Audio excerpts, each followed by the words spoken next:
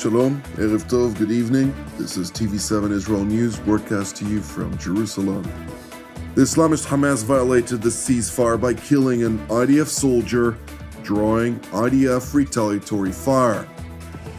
U.S. President Donald Trump voices his keen aspiration to transition into Phase 2 of his 21-point plan for the Gaza Strip. Syria, under the new interim government of Ahmed al-Shara, is proactively working to reinvigorate relations with Russia. Despite the Islamist Hamas's repeated violations of U.S. President Donald Trump's 21-point plan, the ceasefire continues to hold for the time being. During yesterday's afternoon hours, a group of Islamist Hamas terror operatives perpetrated a combined anti-tank missile and sniper fire attack against IDF troops operating within the ceasefire's defined yellow line, killing one IDF soldier who was operating a military excavator. The IDF said its forces returned fire. Nevertheless, the terror operatives reportedly managed to flee the scene. The IDF announced subsequently that First Sergeant in Reserve Ephraim Yonah Feldbaum, aged 37, was the soldier who was killed in the deadly incident, which took place in the southern town of Rafah. He is survived by his wife and 5 children. May the Lord grant them comfort and may his memory be blessed. Meanwhile, in response to Hamas's blatant and deadly violations of the ceasefire agreement, the IDF, in close cooperation with the ISA, or Shin Bet, conducted precision strikes against dozens of terror targets belonging to the Islamist terror group in the Gaza Strip. The targets struck included key terrorists, observation posts, weapons production warehouses, launched posts, underground tunnels, and mortar shell firing posts. In addition, the IDF also conducted 21 targeted eliminations of Hamas's field commanders. Meanwhile, aboard Air Force One, Sir, could we get your reaction to Israel striking in Gaza again? Well, as I understand it, they took out an Israeli soldier. I just heard about it a little while ago. They killed an Israeli soldier, so the Israelis hit back, and they should hit back. When that happens, they should hit back. So do you think does that worry you about the ceasefire? Does that jeopardize the ceasefire in any way? No, nothing's going to jeopardize. You have to understand, Hamas is a very small part of peace in the Middle East, and they have to behave. They're on the rough side, but they said they would be good, and if they're good, they're going to be happy, and if they're not good, they're going to be terminated. Their lives will be terminated, and they understand that. And we have many countries that are willing to do that.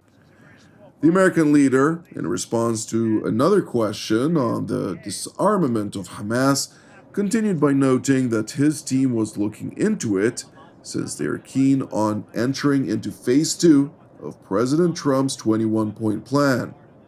Yeah, we're looking at that right now. That's starting because we're getting into Phase 2, and that's starting. You have to understand, Hamas is a very small part of the overall Middle East peace. We have peace in the Middle East. If we have to, we'll take out Hamas very easily, and that'll be the end of Hamas. We would rather not. We made a deal with them where they were going to behave, and they have to behave. If they don't behave, they get taken out. And it could be from numerous countries. It could be from Israel, but it could also be from other countries. Numerous countries have already called me that are parties to the deal and said, we'd love to do it if you want us to do it. And these are powerful countries. These are not countries to be toyed with. It is important to know that while President Donald Trump is seemingly keen on progressing into Phase 2 of his 21-point plan, the Islamist Hamas continues to drag its feet vis-a-vis its obligations under Phase 1, which includes a 16 days delay and clear violation at that, in returning all of the hostages, both the living and diseased. I was hoping to stand up here today and tell you we received the remains of one or all of our 13 murdered hostages last night who would have been identified by now, but instead I stand here to tell you something different that completely explains the story of who Hamas is, a barbaric group of Islamic jihadists that value nothing but cruelty against Israel and its own people. It is important to stress that Israel is unequivocally convinced with corroborated intelligence that the Islamist terror group Hamas knows full well where all of the hostages are located. Moreover, Hamas was caught in its lie when its terror operatives were seen placing the remains of one of the hostages into the earth before unearthing it prior to handing it over to the Red Cross. The IDF caught the entire sequence of events on a military drone, an act that is deliberate and is a disgraceful deception that is just one of many lies Hamas has been propagating since the beginning of the war. Turning to Moscow, where Russian Defense Minister Andrei Belousov hosted his Damascus counterpart Murhaf Abu Qasra, also known by his nom de guerre, Abu Hassan 600 or Abu Hassan al-Hamawi, when he played key roles in serving as a field commander in both Al-Qaeda as well as Hayat Tahrir al-Sham. During the course of their meeting, the two top defense officials discussed deepening cooperation between Russia and Syria. It is important to know that while Moscow and Damascus under the new regime were formerly bitter rivals of one another, during a recent trip, however, the new de facto ruler of Damascus to Moscow, Ahmad al-Shara, as well as President Vladimir Putin, voiced their joint interest to deepen their bilateral ties, to include the new Damascus regime's acknowledgement of all past agreements between Russia and Syria. هناك أيضا روابط تاريخية قديمة كما ذكرنا، وأيضا هناك علاقات ثنائية ومصالح مشتركة تربطنا أشياء كثيرة. جزء من الغذاء السوري معتمد على الإنتاج الروسي، وأيضا كثير من محطات الطاقة أيضا معتمدة على الخبرات الروسية، وكثير من العلاقات الاستراتيجية والسياسية سواء دولية أو إقليمية مرتبطة ارتباط وثيق مع روسيا. نحن نحترم كل ما مضى من اتفاقيات ومن هذا التاريخ العظيم، ونحاول أن نعيد ونعرف بشكل جديد طبيعة هذه العلاقات. The new regime in Damascus is very keen on reinvigorating its ties with Moscow, primarily due to its heavy reliance on wheat from Russia at a time when Syria experiences drought at biblical proportions, which, according to the U.S. Department of Agriculture, forces the war-ridden country to import over 2.15 million tons of wheat for the remainder period of 2025 as well as 2026.